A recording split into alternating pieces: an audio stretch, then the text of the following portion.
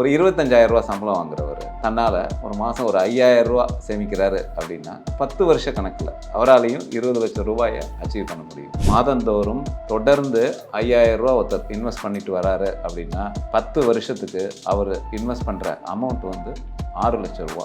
அந்த 6 லட்சம் ரூபா வந்து ஒரு 10 வருஷத்துக்கு அப்புறமா அது க்ரோ ஆகி கிட்டத்தட்ட அவருக்கு கிடைக்க போகிற அமௌண்ட் வந்து 13.25 லட்சம் ரூபா. ஸோ 25,000 ரூபா சம்பளம் வாங்குறவர் ஒரு ஆவரேஜாக ஒரு 15% இன்க்ரீஸ் கிடைக்கிறது அப்படின்னா அவரோட சேலரி வந்து 29,500 ரூபா வரும். தான் வந்து ஒரு ஸ்மார்ட் இன்வெஸ்டராக ஆகணும் அப்படின்னு ஆசைப்படுறாரு அப்படின்னா அவர் அந்த கிடைக்கிற இன்க்ரிமெண்ட் அமௌண்ட்லேருந்து ஏற்கனவே இன்வெஸ்ட் பண்ணிட்டு இருக்கிற அந்த 5,000 ரூபாலேருந்து ஒரு 10% இன்க்ரிமெண்ட்டாக கிட்டத்தட்ட ஒரு 500 ரூபா அவரோட மாதத்தோறும் இருக்கிற இன்வெஸ்ட்மெண்ட் அமௌண்ட்டை தொகையை இன்க்ரீஸ் பண்ணினார் அப்படின்னா டெஃபினட்டாக அவர் அச்சீவ் பண்ணுற கோல் வந்து ஃபினாமினலாக இருக்கும். வருஷந்தோறும் தன்னோட இனிஷியல் இன்வெஸ்ட்மெண்ட்லேருந்து 10% டாப் அப் பண்ணுறாரு அப்படின்னா அவர் டோட்டலாக இன்வெஸ்ட் பண்ணுற அமௌண்ட் வந்து 9,50,000 ரூபா. அது வந்து ஆம்பி ரெக்கமெண்ட் பண்ணுற அந்த 15% ரிட்டர்னோட ஒர்க் அவுட் ஆகும் அப்படின்னா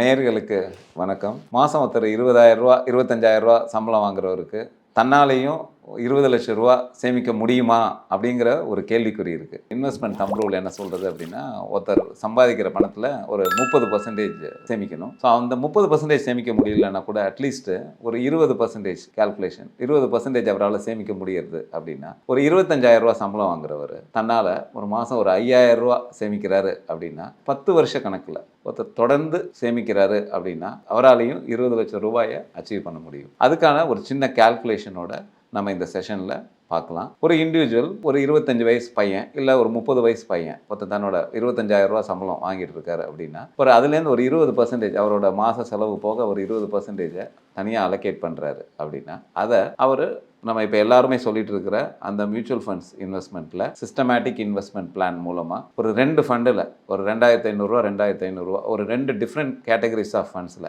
அந்த ஃபண்டு என்ன அப்படின்னா ஒரு ஃப்ளெக்ஸி கேப் கேட்டகரி ஒரு மல்டி கேப் கேட்டகரி. ஃப்ளெக்ஸி கேப்புங்கிறது எல்லா கேட்டகரிஸ் ஆஃப் ஃபண்ட்ஸ்லையும் ஃபண்ட் மேனேஜர் இன்வெஸ்ட் பண்ணுவார். மல்டி கேப்புங்கிறது லார்ஜ் மிட்டு ஸ்மால் அப்படிங்கிற அந்த 3 கேட்டகரிஸில் ஒவ்வொன்றிலையும் 25% மீதி இருக்கிற ஒரு 25% ஃபண்ட் மேனேஜர்ஸோட டிஸ்கிரிப்ஷனில் அன்றைக்கி இருக்கிற வேல்யூவேஷனில் எந்த ஃபண்டில் இன்வெஸ்ட் பண்ணுறது. ஸோ இந்த 2,500 ரூபா 2,500 ரூபா 2 டிஃப்ரெண்ட் கேட்டகரிஸ் ஆஃப் ஃபண்ட்ஸில் மாதந்தோறும் தொடர்ந்து 5,000 ரூபா ஒருத்தர் இன்வெஸ்ட் பண்ணிட்டு வராரு அப்படின்னா 10 வருஷத்துக்கு அவர் இன்வெஸ்ட் பண்ணுற அமௌண்ட் வந்து 6 லட்சம் ரூபா. அந்த 6 லட்ச ரூபா வந்து ஒரு 10 வருஷத்துக்கு அப்புறமா அது க்ரோ ஆகி கிட்டத்தட்ட அவருக்கு கிடைக்க போகிற அமௌண்ட் வந்து 13.25 லட்சம் ரூபா. இது எந்த கால்குலேஷன் அப்படின்னா இந்த ஆம்பி ரெக்கமெண்ட் பண்ணுற அந்த 15% ரிட்டர்ன்ஸ் ஒருத்தருக்கு கிடைக்குது அப்படின்னா இந்த 6 lakhs வந்து ஒரு 7.75 lakhs க்ரோத்தோடு சேர்த்து கிட்டத்தட்ட 13,75,000 ரூபா அவரால் 10 வருஷத்துக்கு அப்புறமா அந்த தொகையை அச்சீவ் பண்ணலாம். இதே சினாரியோவில் ஏன்னா ஒரு இண்டிவிஜுவல் ஒரு 25,000 ரூபா சம்பாதிக்கிறாரு அப்படின்னா வருஷந்தோறும் அவருக்கு சேலரியில் ஒரு இன்க்ரிமெண்ட் கிடைக்கிறது கிட்டத்தட்ட ஒரு 15%லேருந்து 20% கிடைக்கிறது. ஸோ 25,000 ரூபா சம்பளம் வாங்குறவர் ஒரு ஆவரேஜாக ஒரு 15% இன்க்ரீஸ் கிடைக்கிறது அப்படின்னா அவரோட சேலரி வந்து 29,500 ரூபா வரும். தான் வந்து ஒரு ஸ்மார்ட் இன்வெஸ்டராக ஆகணும் அப்படின்னு ஆசைப்படுறாரு அப்படின்னா அவர் அந்த கிடைக்கிற இன்க்ரிமெண்ட் அமௌண்ட்லேருந்து ஏற்கனவே இன்வெஸ்ட் பண்ணிட்டு இருக்கிற அந்த 5,000 ரூபாலேருந்து ஒரு 10% இன்க்ரிமெண்ட்டாக கிட்டத்தட்ட ஒரு 500 ரூபா அவரோட மாதத்தோறும் இருக்கிற இன்வெஸ்ட்மெண்ட் அமௌண்ட்டை தொகையை இன்க்ரீஸ் பண்ணினார் அப்படின்னா டெஃபினட்டாக அவர் அச்சீவ் பண்ணுற கோல் வந்து ஃபினாமினலாக இருக்கும்.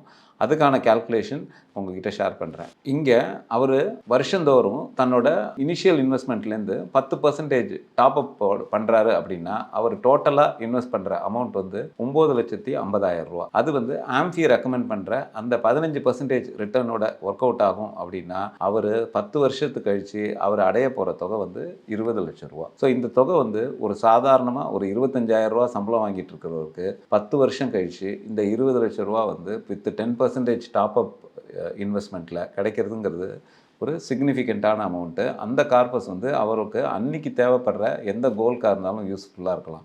அவரோட பையனோட காலேஜ் எஜுகேஷன் பர்பஸ்க்கு அதில் யூஸ் பண்ணிக்கலாம். இல்லை ஒரு 10 வருஷம் கழிச்சு ஒரு வீடு வாங்க போகிறாரு அப்படின்னா அதுக்கான இனிஷியல் இன்வெஸ்ட்மெண்ட் டவுன் பேமெண்ட்டுக்கு தேவைப்படுற அந்த 20% வந்து இந்த கார்பஸ்லேருந்து எடுத்து இன்வெஸ்ட் பண்ணலாம். இல்லை தனக்கு வந்து 15 வயசில் ஒரு பொண்ணு இருக்குது 10 வருஷம் கழிச்சு அந்த பொண்ணுக்கு வந்து மேரேஜ் ஆக போகுது அப்படின்னா அந்த மேரேஜ் எக்ஸ்பென்சஸ்க்கு இந்த 20 லட்சம் ரூபா யூஸ்ஃபுல்லாக இருக்கலாம். நீங்கள் ஒரு தொழில் முனைவோராக ஆகணும் அப்படின்னு ஆசைப்பட்றீங்க. அப்படி இருக்கிற பட்சத்தில் ஒரு 10 வருஷத்தில் நீங்கள் மாதம் மாதம் ஒரு பர்டிகுலர் அமௌண்ட்டை எடுத்து வச்சு அதுலேருந்து வர கார்பஸை 20 லட்ச ரூபாயை நீங்கள் பண்ண போகிற தொழிலுக்கு முதலீடாக யூஸ் பண்ணி அது மூலமாக நீங்கள் ஒரு ஆண்டர்பிரனராக கூட ஆகலாம். ஸோ 20,000 ரூபா சம்பளம் வாங்கினாலும் ரைட்டு, 25,000 ரூபா சம்பளம் வாங்கினாலும் ரைட்டு, அவங்க ஒரு 20% சேமிப்பாக எடுத்து மியூச்சுவல் ஃபண்ட்ஸில் நான் சொன்ன இந்த 2 கேட்டகரிஸ் ஆஃப் ஃபண்ட்ஸில் இன்வெஸ்ட் பண்ணாங்க அப்படின்னா தாராளமாக 10 வருஷம் கழிச்சு அவங்களாலையும் 20 லட்ச ரூபா அடைய முடியும். இதை பற்றின சந்தேகங்கள் ஏதாவது இருந்ததுன்னா தாராளமாக கமெண்ட் செக்ஷனில் போஸ்ட் பண்ணுங்கள். அதுக்கான ஆன்சரோட நெக்ஸ்ட் வீடியோவில் பார்க்கலாம்.